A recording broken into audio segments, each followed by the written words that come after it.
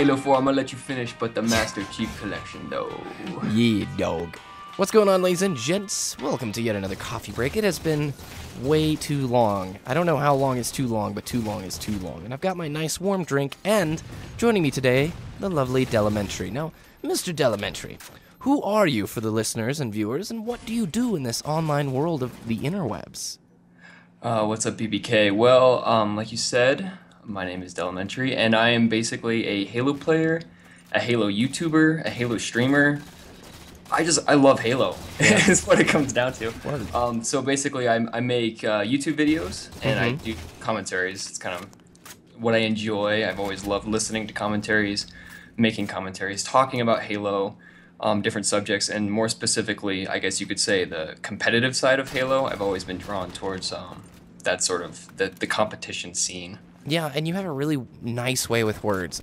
You know, each one of your videos feels very well put together, and I don't know, it's almost like the words you use and the way you can describe Halo is such a unique thing in the scene. It makes me think I'm, you know, reading some great author, you know? I mean that in the best way possible, like, because you bring in a lot of elements from the real life into gaming and vice versa, which I think is really cool. But on to our real deal questions.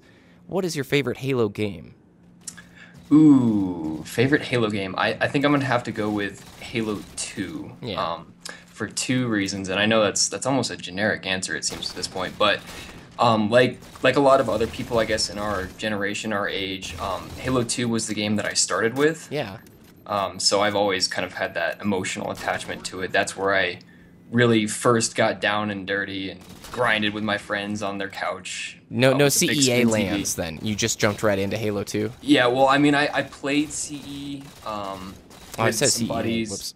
Yeah, that was 10 years. Skipping 10 years. Yeah.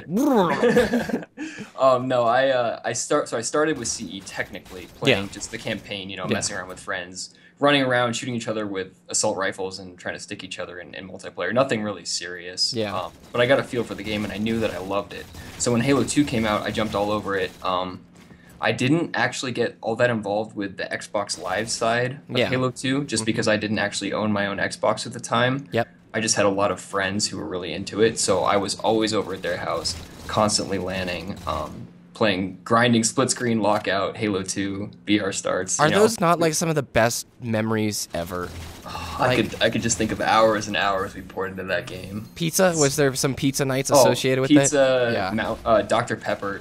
We would go through cases of Dr. Pepper. I missed those days, dude. Like, there's very few people like you and Clean I can talk to about this, but a lot of the people who've gotten in since Reach and 4, you just don't see it. People growing up on matchmaking, like, Halo was such a couch-based thing in Halo 2. You'd go to your friend's house, and split screening is just something that, you know, screen watching. You're like, oh, you screen watcher, you jerk. I can't believe it. Dude, we used to set up this sheet. We would duct tape a bed sheet to the TV, and we would play rock, paper, scissors to see who had to go under the sheet, because it was like about 20 degrees hotter in there. So there were 3 of us, right? It was me, my buddy, and his brother. Yeah. And so we'd have one person holding the sheet up, so to kind of like fan it out almost, and then the other 2 people playing, and it was just like the most jerry-rigged nonsense if you look back at it now. Well, that's what you had to do, man. You had to prevent that person from finding out, hey, I'm sitting in shotgun on lockout. He cannot know. Exactly. Yeah. Well, then what is your favorite Halo map? If it was Halo 2, I'm betting it's something in there. I gotta go with Lockout. Yes. It's super cheesy, super corny, super stereotypical, but so good. It's such a good map. It's been such remade, a good map.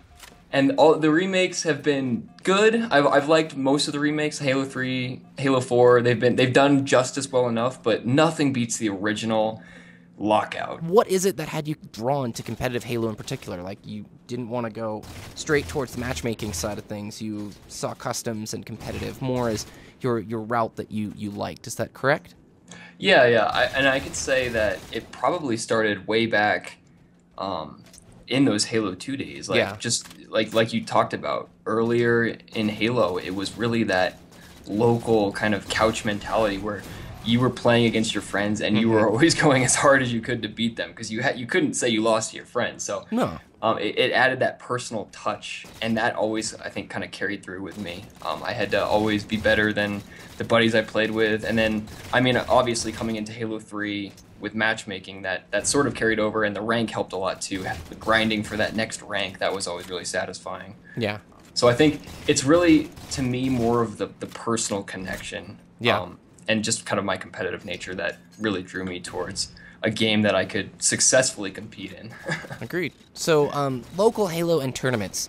Do you think we could see a bit of a resurgence, kind of like the fighting game community in the last few years, in which LANs become a bit more popular? Because if you don't know, listeners and viewers, Delementary and I are in the same state. We actually went to the same school, which I'm really bummed that we didn't end up Haloing more at that time, but didn't know each other. And Halo LANing, at least in the state we're in, Colorado, it doesn't seem to be that popular, and it doesn't seem to be that normal, especially when I was up near Denver. I knew about one place in particular that would do it during the reach times, but during Halo 4, not so much. So, Del, do you think we could see more locals happening and tournaments becoming more popular on a local basis? I really hope so. I have to say yes, just because I know so many people who I've heard personally say that they'd come back and they would compete in a Halo 2 tournament if it ever happened. If someone stepped up to the plate to actually organize that sort of thing, they'd be all for it. And I feel like that's a lot of the LAN mentality. It's like everyone wants to play, but maybe not everyone has the motivation or the means to step up and make it happen, to actually organize an event. So, Yeah. I mean, even if it's not an organization with a budget and sponsors and all that sort of thing, with like a venue and all that, who's doing it, even if it's just a grassroots, some guy likes to host him on his couch every weekend, like Yeah. that sort of thing, that would work too. Would And I think you that, ever see yourself in that role? Not to cut you off, but I mean, do you think no, down the road? yeah, totally. I've been meaning and I've been slacking for the past 2 summers now, trying to host a Halo 4 tournament, and there's just haven't really been enough interest. But I think with the Master Chief Collection, with Halo 2 or Halo 3 or even Halo 1, like there's enough people around who would want to make the trek down, Dude, I'd come to the Denver. south end. Yeah, I would, exactly. man. And just kick back and go back to the glory days and just enjoy some really competitive Halo. So I think it could happen. Yeah, I agree. It was just tweeted out today that ESL is going to be running a Halo 2 tournament with Master Chief Collection. And for those who don't know, ESL is a German-based esports broadcasting company. They do really high production value stuff, but they actually have a studio that they just purchased, I believe. It's either in Los Angeles or San Francisco. I'm pretty sure it's San Francisco. So we could maybe see some support for Halo within the States and really high production value stuff. So who knows?